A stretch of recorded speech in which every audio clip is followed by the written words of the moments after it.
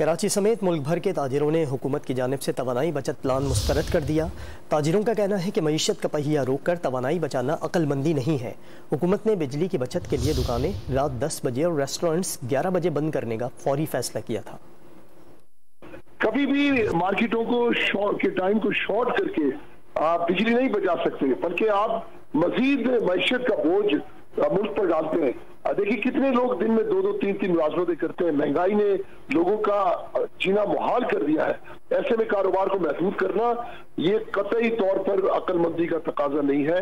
हुकूमत को चाहिए कि मार्केटों को कम से कम भी, अगर इतना ही बड़ा बुरान है तो 9 बजे और शादी हॉल वगैरह को 10 बजे 11 बजे तक महदूद कर दें। अगर हमारी इंपोर्ट बंद है, अगर हमारी फैक्ट्रियां बंद हैं, अगर हमारे रिटेल के कारोबार वैसे ही बंद हैं, बिजली की फराहमी हमें आप कर नहीं रहे, आप हमें ये बता नहीं रहे कि अनइंटरप्टेड बिजली की सप्लाई जो है वो आप कितने घंटे हमें देंगे, और आप जो है वो हमें और चीजों के बारे में आगाह नहीं कर रहे, सब कुछ आप बंद किए जा रहे हैं, तो पूरा मुल्क जो है वो सारा निजाम ही बंद हो जाएगा।